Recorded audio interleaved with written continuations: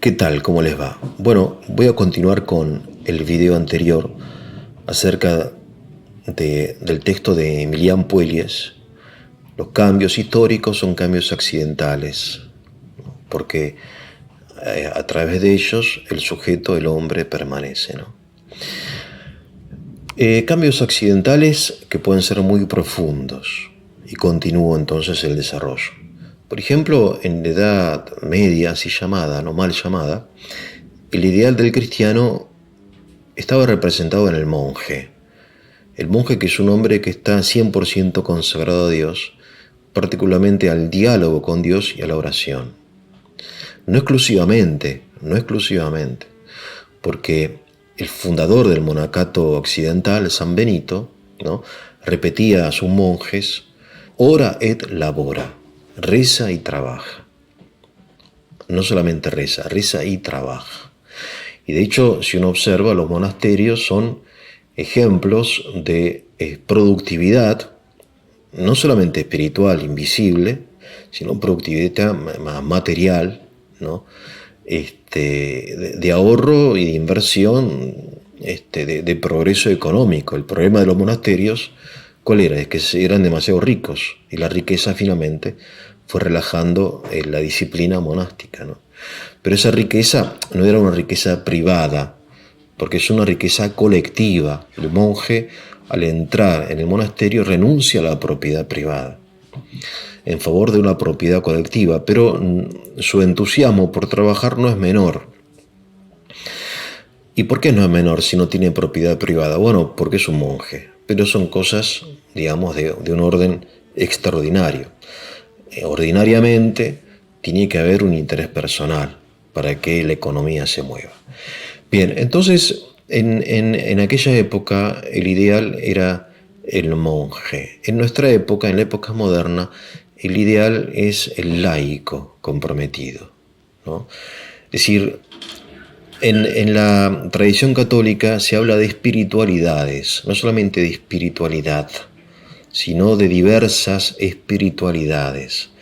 En la Edad Moderna surgen espiritualidades donde no se habla del desprecio del mundo, ¿no? Hay un libro famoso llamado de Tomás de Kempis, ¿no? Se llama así: Imitación de Cristo y desprecio del mundo, ¿no? Esa era la espiritualidad de la Edad Media. Bien. En cambio, en la Edad Moderna surgen hombres como San Francisco de Sales, o en nuestra época San José María Escrivá de Balaguer, fundador del Opus Dei, que habla de la santificación del mundo, o sea, de que el ejemplar del cristiano es el laico, no el monje, que estando en el mundo lo consagra, lo transforma, realiza una actividad de tipo laboral, comercial, empresarial, intelectual, social, de transformación del mundo en favor de los demás, ¿no? Y por eso es la misma religión, es el mismo cristianismo, pero son espiritualidades distintas, ¿no? Lean, por ejemplo, el primer capítulo de la introducción a la vida devota de San Francisco de Sales, donde se ve este cambio de mentalidad dentro mismo de la Iglesia Católica, ¿no? Y también mucho más, y más acentuadamente, en la Iglesia protestante, fundamentalmente en el calvinismo, ¿no? Bien, donde se acentúa la obligación del cristiano de realizar su vocación en el mundo. De hecho, el término profesión que utilizamos para designar un estudio, en fin, de licenciatura, académico, en fin, universitario, proviene del término cristiano, la profesión de fe, ¿no? El trabajo es una profesión de fe. El hombre se realiza mediante el trabajo. El ahorro, la inversión, es una obligación del cristiano, porque las riquezas no están para acumular, sino para invertir. Y al invertir, el empresario, ¿no?, porque el que invierte es empresario, por más que sea en un taxi, no hace falta que sea un gran empresario. Si a una persona que tiene un taxi y lo hacen conducir por un chofer, ya es un empresario. Bueno, no solamente se beneficia a él, sino que beneficia a los demás, beneficia al chofer, beneficia a los clientes del chofer, beneficia en este orden espontáneo del que habla Adam Smith, beneficia al que vende el combustible y beneficia al que vende las cubiertas del automóvil, etc., ¿no? O sea,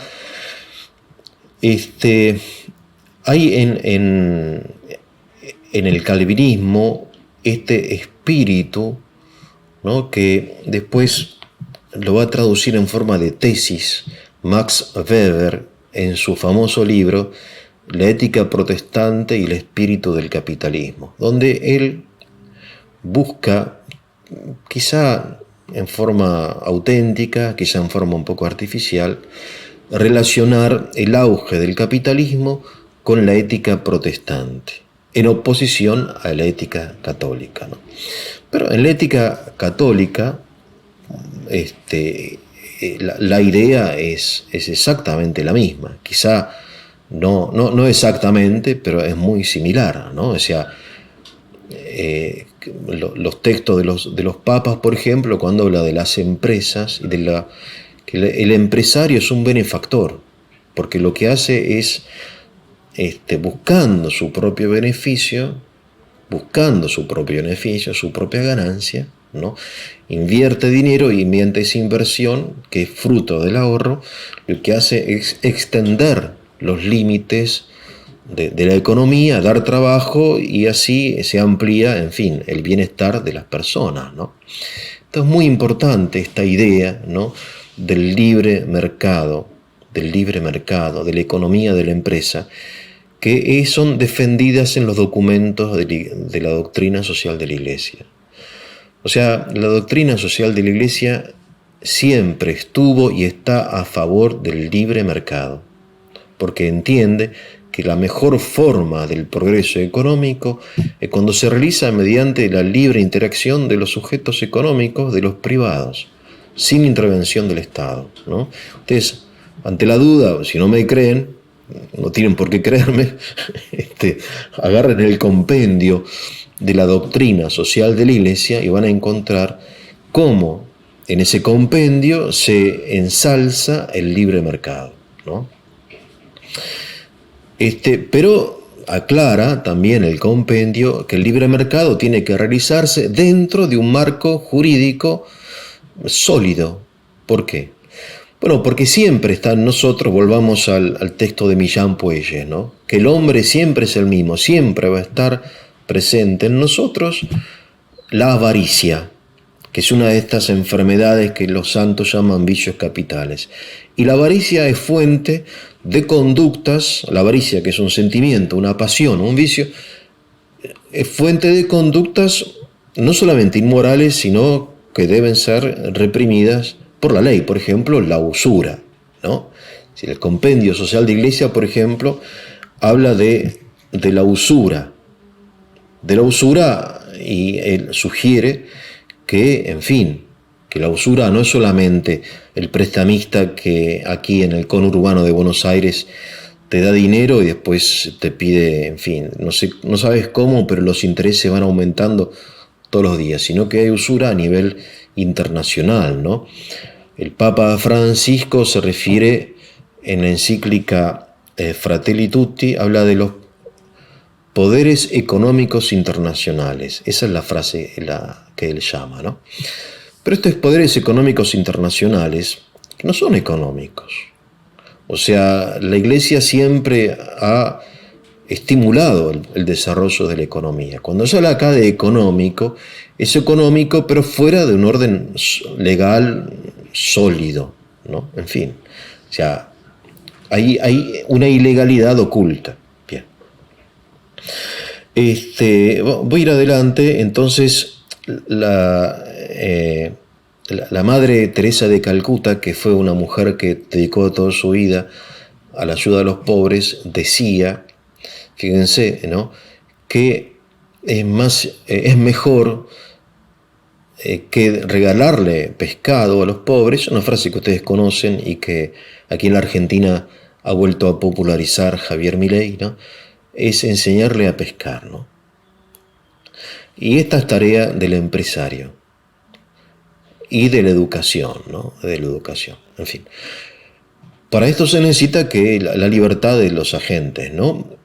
Lo que quiere decir aquí la Madre Teresa, y en fin, el tema que estamos tratando, es que el interés moral y el interés económico convergen.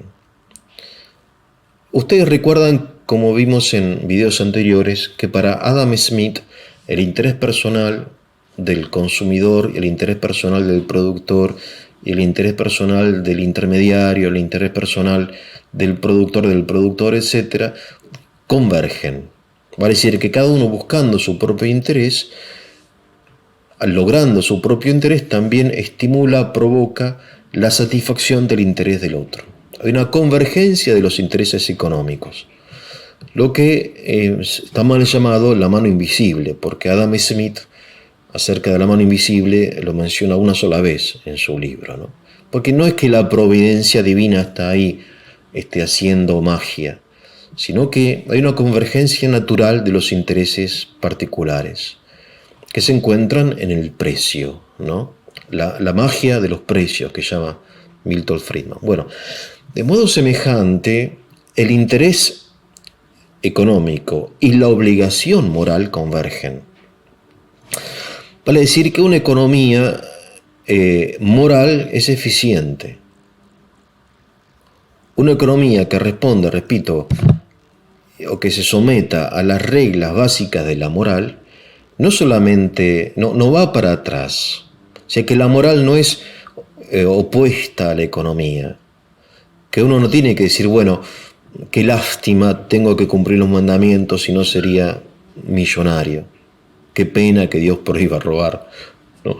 Si no sería rico. No. Es que gracias a la prohibición de robar es que uno puede ser rico. ¿No? Qué lástima que tengo que ayudar a los pobres si no podría acumular. No, es al contrario. Es al contrario, ¿no? Hay una convergencia entonces de intereses particulares económicos y hay una convergencia del interés económico con la obligación moral. Les doy dos ejemplos, ¿no? Por ejemplo, hay un personaje, Muhammad Yunus, Premio Nobel de la Paz, que difundió la idea del microemprendimiento, ¿no? En Bangladesh. Un hombre muy importante, muy influyente en nuestros días, ¿no? También muy criticado. Y él explica esto del microemprendimiento, del microcrédito. ¿Por qué las empresas o los bancos, mejor dicho, tienen que darle crédito no a los ricos, sino a los pobres? Él lo explica desde el punto de vista económico, no moral. Obviamente tenemos la obligación moral, la deuda moral, de que las millones y millones y millones de personas que viven en la marginalidad puedan finalmente entrar en la clase media. O sea, es un escándalo que vivamos hoy en un mundo tan desarrollado y a su vez con tanto contraste. Pero él lo explica desde el punto de vista económico y dice que cuando estas millones de personas entren a la clase media, van a ser y productores y consumidores. Y al ser productores y consumidores, la economía va a aumentar porque el consumo de los bienes que producen las multinacionales o las empresas se va a extender a millones de personas que no lo consumen porque no tienen plata, ¿no? Vale decir que si estas personas que hoy son muy pobres y que tienen acceso a lo mínimo, el día que tengan acceso a un celular, a un automóvil o a un televisor, las empresas que producen y venden celulares, automóviles y televisores van a aumentar y después van a ingresar también en la economía formal millones de personas que hoy están en su casa, ¿no? Haciendo nada porque son marginales, haciendo changas, como decimos aquí en la Argentina. Vale decir que hay un interés económico en que los pobres dejen de ser pobres y hay una obligación moral. Y converge el interés económico y la obligación moral. Son obviamente órdenes distintos, el económico y el moral, pero hay una convergencia, hay una consonancia, ¿no? Se dirige en definitiva al mismo fin por medios distintos. ¿Se dan cuenta?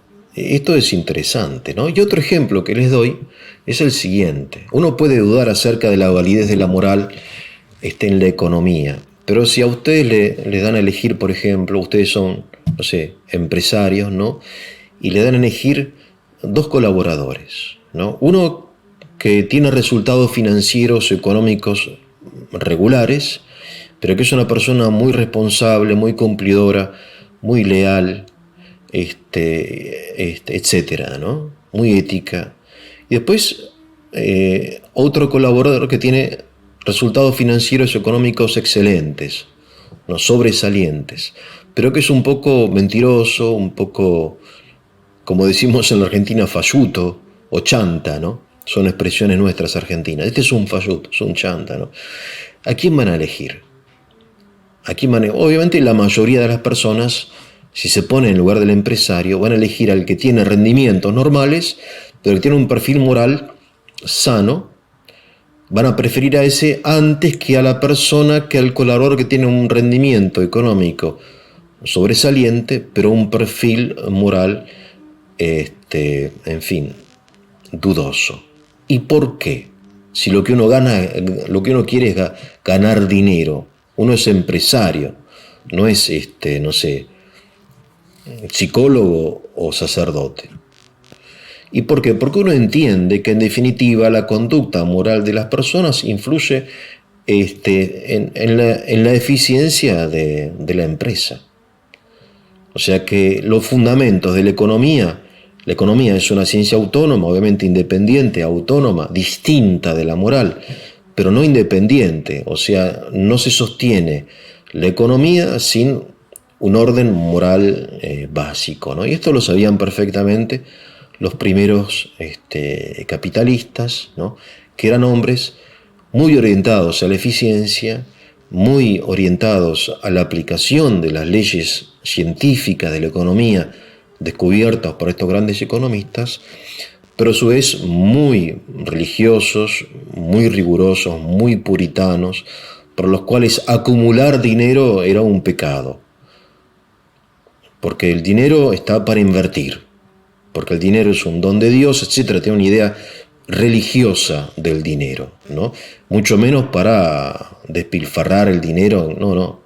Eran personas que tenían mucho dinero y a su vez muy austeros y muy eficientes en la realización de esa su riqueza, ¿no? La imagen esta del puritano holandés que siempre tenemos. Bueno, un poco volviendo al principio, ¿no? Y para terminar, volvamos a la frase de Millán Puelles: los cambios históricos son cambios accidentales, porque a través de los cambios permanece la sustancia, el hombre.